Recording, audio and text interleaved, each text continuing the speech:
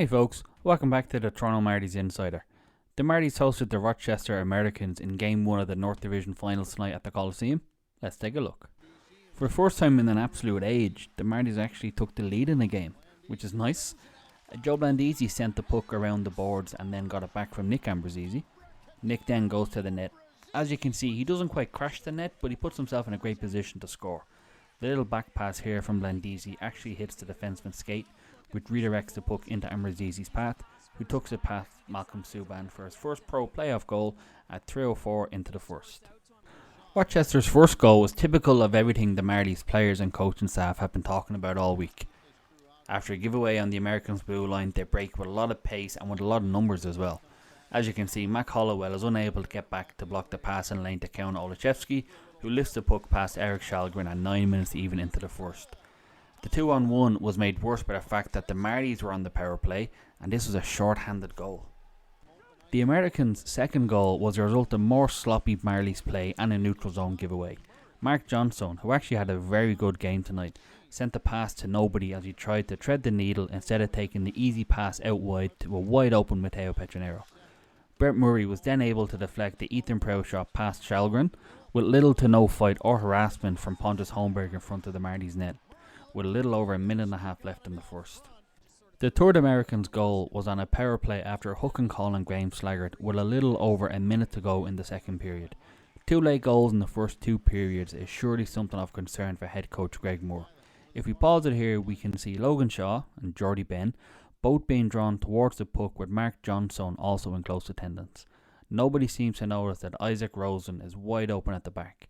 He still has a lot to do, as Shalgren seems relatively well set by the time the shot is taken, but he slots it home anyway to extend the Americans' lead. Special teams came up big again for the Americans, with just over 2 minutes gone in the third period. For the second time tonight, the power play unit for Rochester had the Marlies at 6s and 7s, which again resulted in Logan Shaw not being quick enough to shift over to either block the passing lane or block the shot. He had to stand his ground in fairness to him due to Jordy Ben not being close enough to Mason Jobst.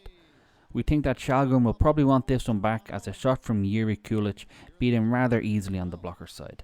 The Marlies sparked somewhat of a mini revival at 7:56 into the third, when Joe Blandisi scored his second goal of the playoffs. After some initial good work down low from Blandisi, he cycled around to slap home a nuke after a great setup from captain Logan Shaw.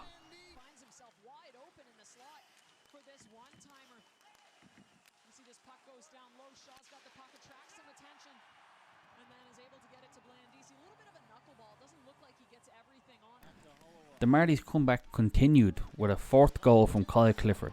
The goal came after a double tip, it looks like, off an initial shot from Logan Shaw, Blandisi with the first, and then Kyle Clifford with the last tip, with 3:41 remaining in the final period.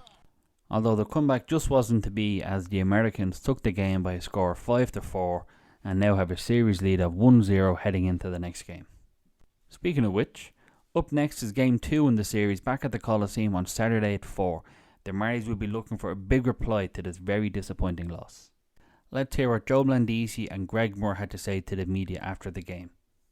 Leading up to this series, you guys have talked a lot about their transition game and their speed. How hard was it to handle tonight? Yeah, I think everything we talked about leading up to this game, they showed us tonight. I think we didn't really execute our plan for the first 40 minutes, and then you saw in the last 20 minutes, we wake up and we're able to dominate the last period. So I think that game definitely doesn't scare me. It's a long series, and I think we're going to get the better of them. Nick Ambrosisi getting his first playoff goal at the pro level. Why do you think your guys' line is having so much success in the postseason? I think it's a good balance. There's good communication on the line. We all enjoy hanging out with each other off the ice, and it bleeds on the ice. I think obviously with Shazi leading the way, and then he's such a nifty player, he's able to get in tight, and I'm a little more gritty, so I think it works, the combo of the three of us. What did you like about the team's effort in the third and the comeback mentality you guys know you have? Yeah, I mean, we don't quit on each other. We got a good group in there. We know we weren't happy with our first 40, like I said, and we believed in ourselves that we could come back in that game, and we were an inch short. So I think we play better 40 minutes, and there's a different result there tonight. The other series, your opponent would get the first goal or even the first 2 goals in the game. This time you've got the first goal. What does that difference in setting the tone, even if it ultimately didn't get you the win? Yeah, you always want to come out hot, especially at home. You want to get the building involved. Hopefully, if we get to the first one next time, we can sustain it a little bit longer. But we weren't able to respond after that first goal, so we didn't use the momentum of it. Heading into this series, some of the keys that you wanted to focus on against this Rochester team is taking away their speed and transition game. How hard was it to handle as a group? Well, we certainly didn't do a good job of it. Too many turnovers through the middle of the rink, especially at the offensive blue line. We did fuel a lot of their offense. Unfortunately, we didn't play the way we did against Utica. I think our tough lesson is we've got to do it all the time and be consistent with it. Obviously, that was just the first game in this long series. So what do you hope to take into the next game against Rochester? Getting back to consistency with what we know winning hockey is. There were spurts there in that game, a little bit in the second, more so in the third, where the guys finally realized, okay, well, if we're not gonna play the right way, and we'll get back to the plan, and they did that in the third, and we got the ice tilted a little bit better. So now hopefully it's just the belief in the room that we need to be doing that for 60 minutes for every game moving forward.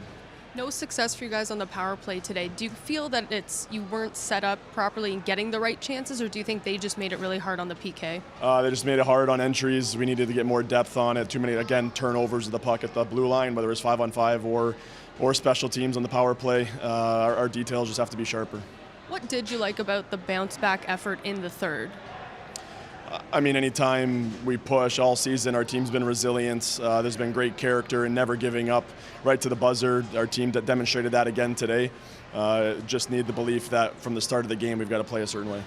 What did you think of the penalty kill tonight? Certainly frustrating. We can't take that many penalties and expect ourselves or give ourselves a chance to win. A lot of that, too, was because we were mismanaging the puck. We were putting ourselves in bad sequences where we were behind them chasing it. They were allowed to get above, and when we don't stay above, when we don't manage the puck, those are the types of things that come throughout the game when we're not smart with how we're playing. Thanks for watching. If you liked our coverage, please make sure to like and subscribe. We'll see you in the next one.